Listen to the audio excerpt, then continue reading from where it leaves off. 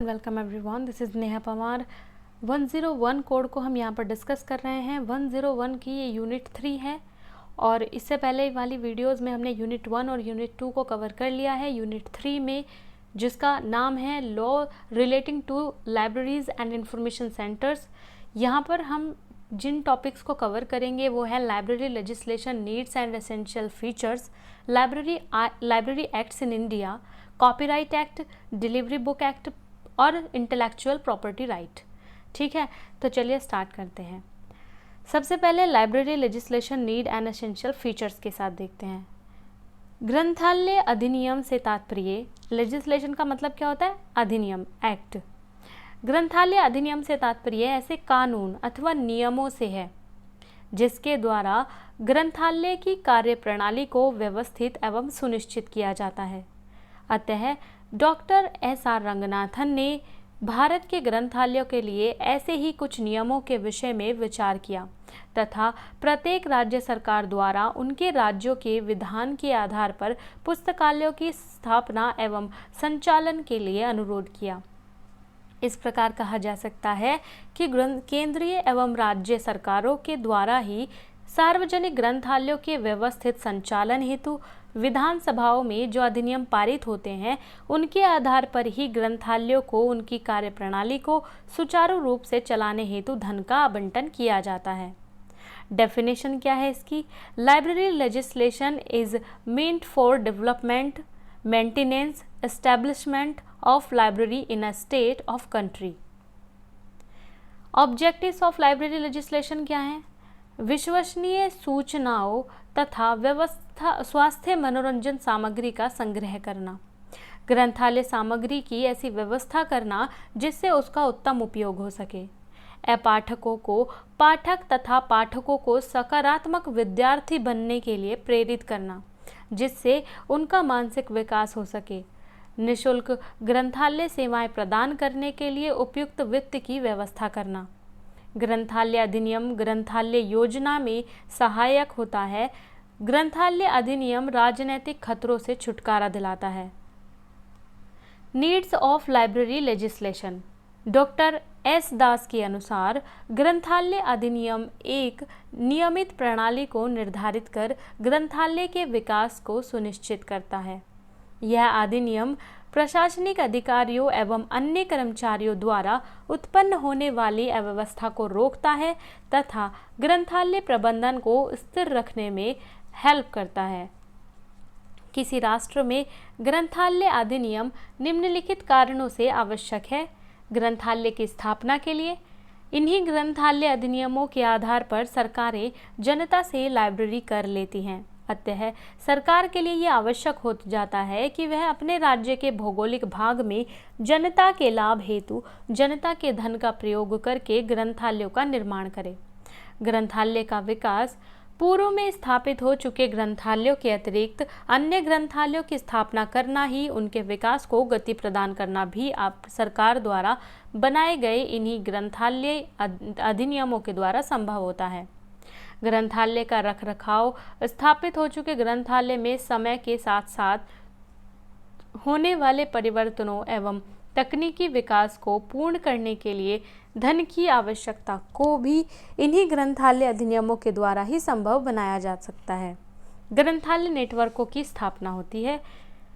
इसी अधिनियम के द्वारा 2 या 2 से अधिक राज्यों अथवा देश के सभी पुस्तकालयों को जोड़ने के लिए एक नेटवर्क प्रणाली को इंटरनेट के द्वारा स्थापित किया जा सकता है जिसका उद्देश्य देश के बौद्धिक विकास हेतु संपूर्ण ग्रंथालय सेवाओं को एक स्थान पर ले जाना है। उत्तरोत्तर विकास, ग्रंथालय नेटवर्क की स्थापना करना ही ग्रंथालय के उत्तरोत्तर विकास का सूचक है। अतः जिन क्षेत्रों में ग्रंथालय उपस्थित नहीं हैं उन स्थानों पर इंटरनेट प्रणाली के द्वारा ग्रंथालय सेवाएं उपलब्ध कराई जा सकती हैं। फीचर्स ऑफ लाइब्रेरी लेजिस्लेशन, ग्रंथालय अधिनियम में निम्न विशेषताएं होनी चाहिए जैसे अधिनियम की भाषा एवं रचना साधारण होनी चाहिए जिससे भविष्य की आवश्यकताओं के अनुरूप उसमें विषयानुसार परिवर्तन किया जाना संभव हो सके। अधिनियम में किए गए सभी प्रावधान ग्रंथालय के विकास में सहायक होने चाहिए। अधिनियम में संघीय, प्रादेशिक तथा स्थानीय प्राधिकरण के कार्यों एवं उत्तरदायित्वों पर पूर्ण रूप से प्रकाश डाला गया होना चाहिए। अधिनियम में ऐसा प्रावधान होना चाहिए कि देश एवं विदेश में स्थापित ग्रंथालयों के मध्य समरूपता बनी रहे। राजनीतिक हस्तक्षेप नहीं होना चाहिए। Elements of library legislation. ग्रंथालय विधान में समाहित वह सभी तत्व जो कि आधार होते हैं ग्रंथालय व्यवस्था को सुचारू रूप से कार्यान्वित करने के लिए ग्रंथालय अधिनियम के तत्व कहलाते हैं। ग्रंथालय निर्माण एवं विकास के लिए राष्ट्रीय स्तर पर नीतियों का निर्धारण किया जाता है जिनका क्रियान्वयन राज्यों के द्वारा किया जाता है। डॉक्टर रंगनाथन के अनुसार ग्रंथालय अधिनियम के तहत निम्नलिखित तत्व आते हैं जैसे सर्वोच्च प्रबंध, प्रशासन, वित्त, ग्रंथालय क्रमिक, पुस्तक नियम अधिनियम, ग्रंथालय समितियां और लेखा एवं लेखा परीक्षण। ये सभी ग्रंथालय अधिनियम के अंदर आने वाले तत्व हैं।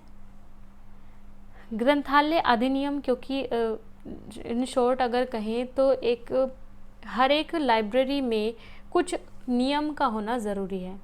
उन नियमों के होने की वजह से लाइब्रेरी को सही तरीके से चलाया जा सकता है, पाठकों की आवश्यकताओं की पूर्ति की जा सकती है और टाइम टू टाइम सभी कार्य लाइब्रेरी के संपन्न किए जा सकते हैं। इसके लिए ही ये सब सर्वोच्च प्रबंध करना, प्रशासन, वित्त व्यवस्था, ये सब कुछ होता है क्योंकि एक्ट कुछ कानून तो लाइब्रेरी खुद अपने लिए बनाते हैं और कुछ जो होते हैं वो गवर्नमेंट की तरफ से होते हैं।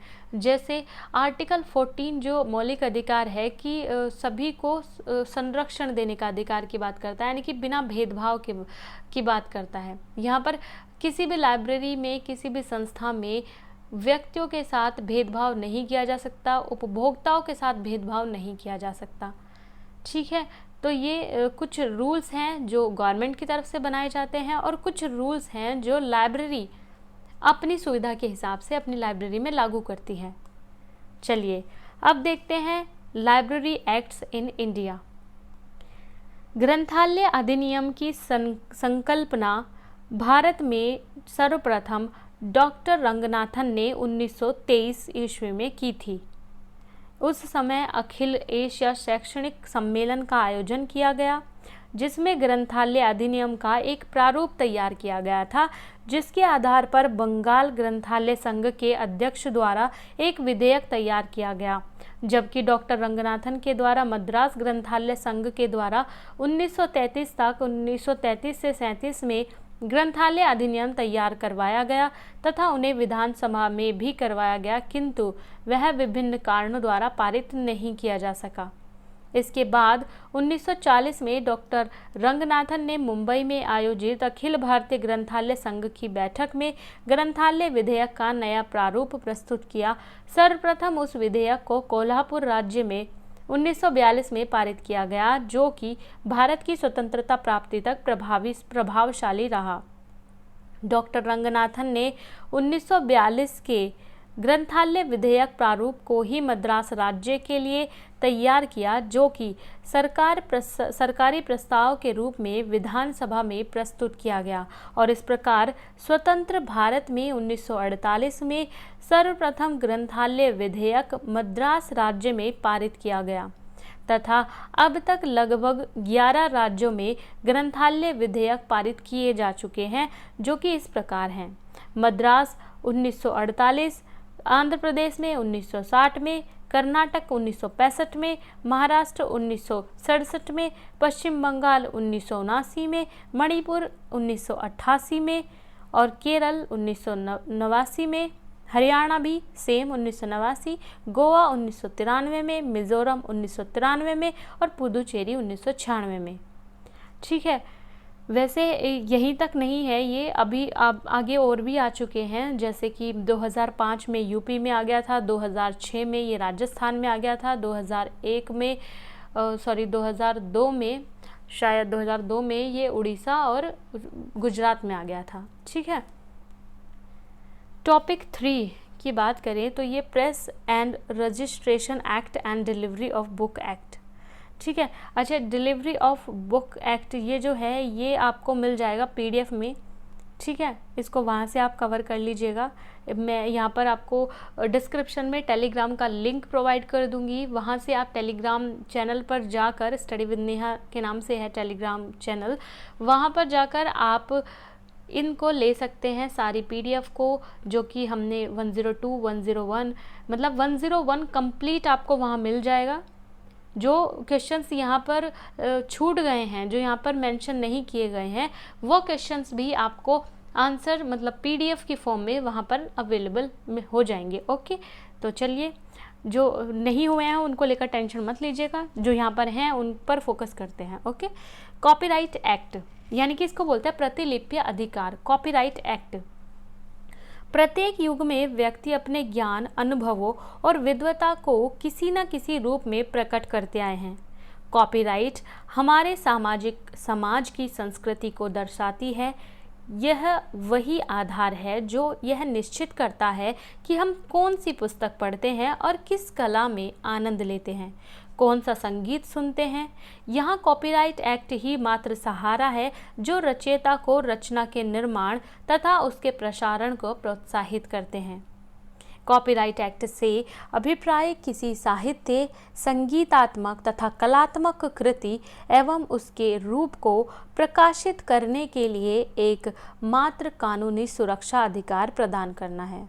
इससे स्पष्ट होता है कि कॉपीराइट एक्ट ऐसा बौद्धिक अधिकार है जो लेखकों, रचयिताओं की कृतियों को दूसरों के द्वारा बिना अनुमति प्रतिपादित करने और प्रसारित करने की रक्षा करता है। कॉपीराइट एक्ट प्राप्त करने वाले व्यक्ति को निम्न अधिकार प्राप्त हैं, जैसे संरक्षित कृति का फिर से उत्पादन करना, संरक्षित कृति में मामूली सा परिवर्तन करना, संरक्षित कृति को बेचना या लोगों को उसकी प्रतियां उधार देना, संरक्षित कृति को सार्वजनिक रूप में प्रदर्शित करना। Copyright act in India. अब तक ऊपर वाली डेफिनेशन से आप समझ ही गए होंगे कि कॉपीराइट एक्ट क्या है। जैसा कि आप देखते होंगे कि बहुत सारी कंपनी होती हैं जो रजिस्टर्ड होती हैं, तो उनके प्रोडक्ट के ऊपर एक सर्कल में C लिखा हुआ आता है, कॉपीराइट। यानी कि वो कंपनी जो है वो उनका कॉपीराइट है उस पर, यानी कि कोई नाम, एक बहुत बड़ी कंपनी होगी, जैसे कि प्रोडक्ट्स की ही मान लीजिए HUL है, हिंदुस्तान यूनिलीवर लिमिटेड, जो कि बहुत सारे प्रोडक्ट्स बनाती है आपके घरों में यूज़ होने वाले। तो HUL जो कंपनी है वो उस पर कॉपीराइट उस नाम को और कोई नहीं दे सकता। अगर आप एक कंपनी आज खोलना चाहते हैं तो आप उसे HUL नाम नहीं दे सकते, क्योंकि वो जो है वो कॉपीराइट है किनका, उन्होंने अपने नाम को रजिस्टर्ड करवाया है, कॉपीराइट करवाया है। तो नाम पर भी कॉपीराइट होता है। पुस्तक, जैसे कोई लेखक है उसने अपनी पुस्तक लिखी है, तो ऐसा नहीं है कि उस पुस्तक को कोई और भी छाप देगा, लेकिन ऐसा हो सकता है अगर उस पुस्तक पर कॉपीराइट नहीं करवाया गया है।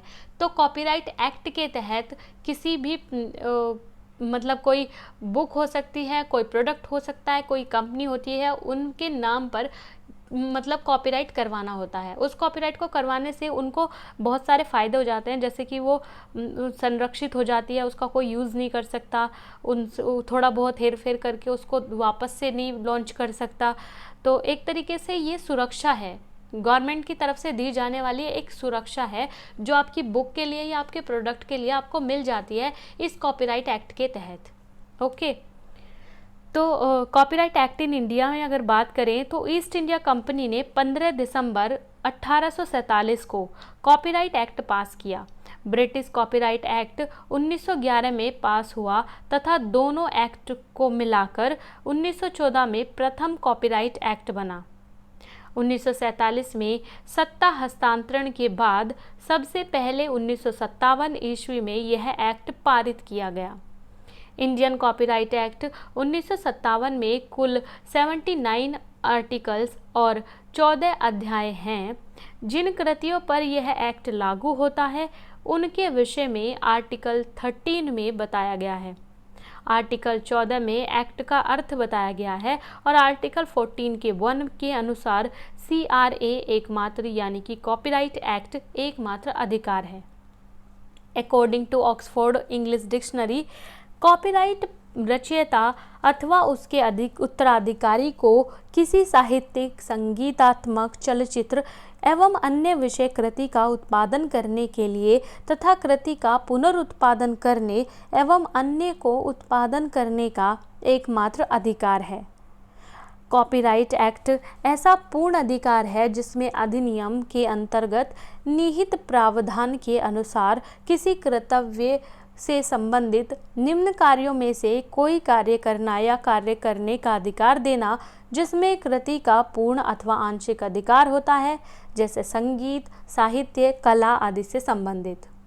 किसी भी स्वरूप में कृति का पुनरुत्पादन करना, कृति का प्रकाशन करना, कृति को सार्वजनिक करना, कृति को अनुवाद करना, कृति से संबंधित कोई फिल्म या रिकॉर्ड बनाना, कृति का प्रसारण करना और कृति का कोई भी अनुकूलन करना।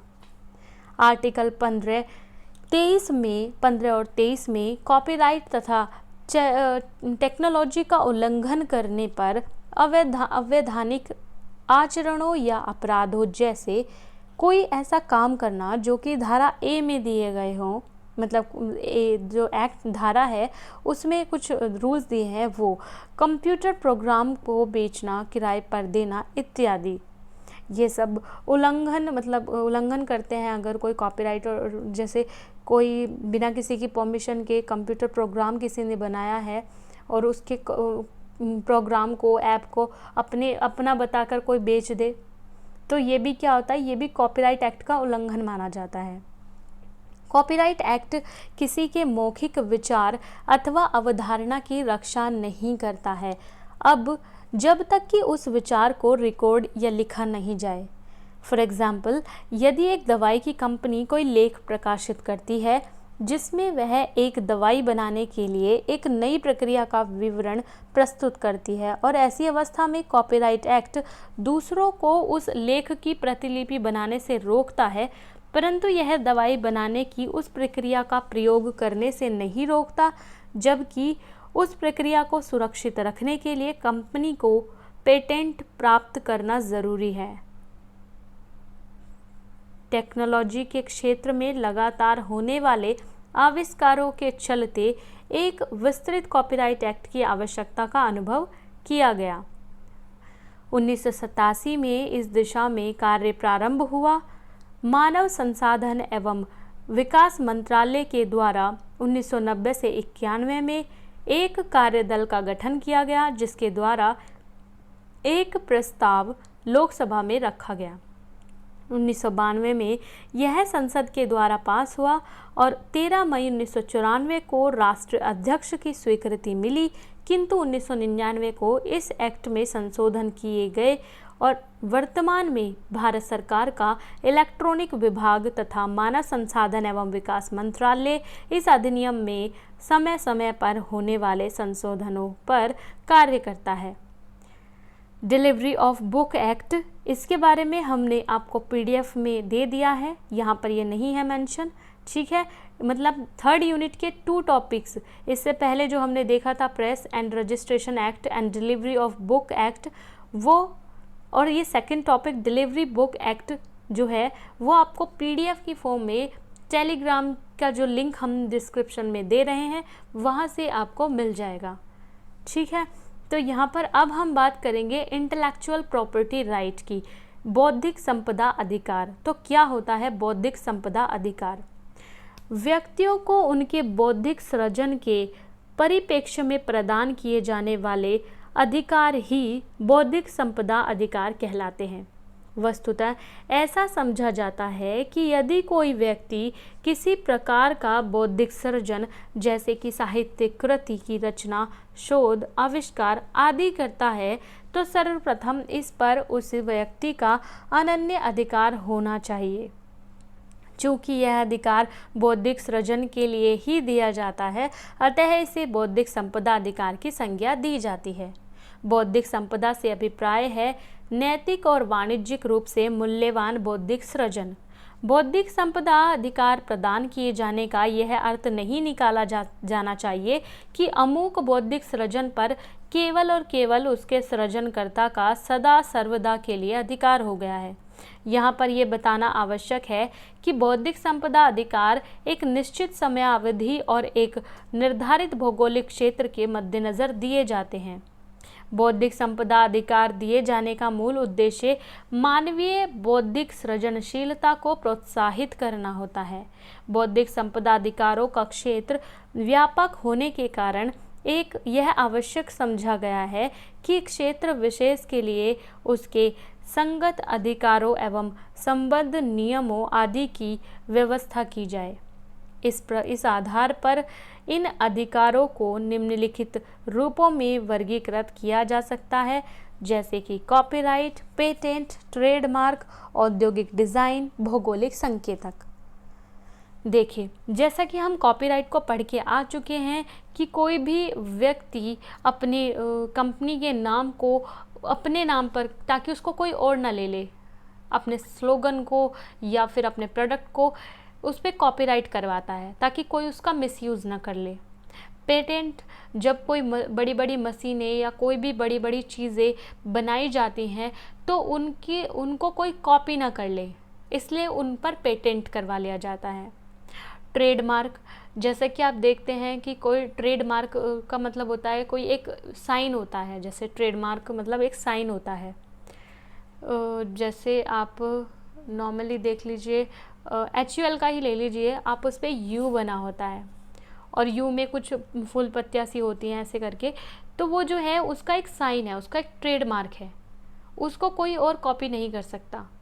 ठीक है, तो ये कुछ साइन होते हैं, मतलब कुछ पिक्चर्स होती हैं जो सिर्फ उन्हीं के लिए बनी होती है। जैसे घड़ी डिटर्जेंट जो पाउडर आता है उस पर घड़ी बनी हुई है, ठीक है, तो वो जो साइन है वो और कोई अपने प्रोडक्ट पर नहीं छाप सकता। क्यों? क्योंकि उनका ट्रेडमार्क है वो। ठीक है, ट्रेड मतलब उनका जो व्यापार का मार्क मतलब साइन मतलब एक चिन्ह। ठीक है, जो कुछ औद्योगिक डिज़ाइंस होते हैं उन पर एक भौगोलिक संकेतक यानी कि GI टैग बोलते हैं, जिनको ज्योग्राफिकल इंडिकेशंस। तो ये जो होते हैं GI टैग, ये भी जैसे आप देखेंगे कि कहीं पर आप देखो जैसे सहारनपुर में लकड़ी का सामान जो है वो फेमस है, तो हो सकता है आने वाले टाइम में उसको GI टैग मिल जाए कि वहाँ का वो फेमस है। जैसे कश्मीर में केसर को मिला हुआ है, कश्मीर का केसर जो है वो फेमस है, उसको GI टैग मिला हुआ है, यानी कि वहाँ का ज्योग्राफिकल इंडिकेटर है। अगर कहा जाए कि कहाँ पर फेमस है, वो GI टैग मिला हुआ है, तो वो उनकी विश्व मतलब उनकी एक धरोहर हो जाता है, सांस्कृतिक उनकी धरोहर हो जाता है। तो ऐसे करके GI टैग दिया जाता है जहाँ की जो चीज़ फेमस होती है, इसी से आपको पता चल जाता है कभी कभी। ठीक है, तो उनको GI टैग मिलता है कुछ को।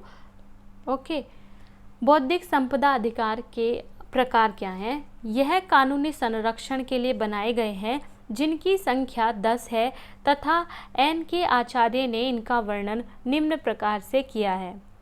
कलाकार, चित्रकार, संगीतज्ञ, मूर्तिकार, छायाचित्रकार तथा लेखकों इत्यादि के कार्यों के प्रतिलिपि अधिकार, कंप्यूटर प्रोग्राम तथा आंकड़ों के संकलन का अधिकार, कॉपीराइट व्यापारियों को उनका ट्रेडमार्क का अधिकार, आविष्कार को उसके आविष्कार के लिए पेटेंट का अधिकार, टेक्नीशियन द्वारा विकसित डिज़ाइन के पेटेंट का अधिकार, बायोटेक्नीशियन के द्वारा विकसित नए पौधों के लिए पेटेंट का अधिकार, डिज़ाइनरों के लिए विशिष्ट डिज़ाइन का अधिकार, उत्पादकों तथा निर्माताओं के उत्पाद संबंधी अधिकार, उद्योगपतियों के प्रबंधन एवं तकनीकी गुप्त सूचना के संरक्षण का अधिकार, कॉपीराइट फोनोग्राम के निर्माताओं तथा प्रसारण संगठनों को उनके कार्यों के लिए अधिकार।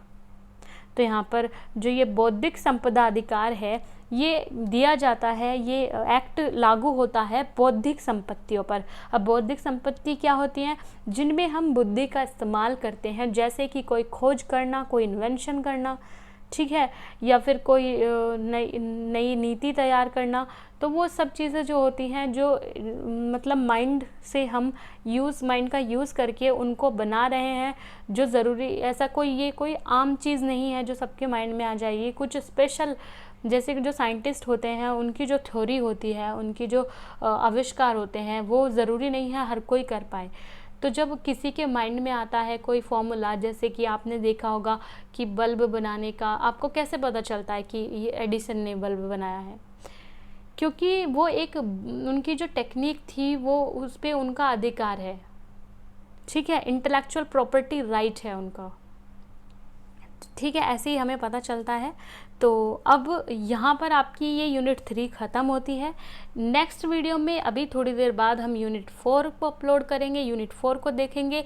चलिए मिलते हैं तब नेक्स्ट वीडियो में, तब तक के लिए thank you and have a good day.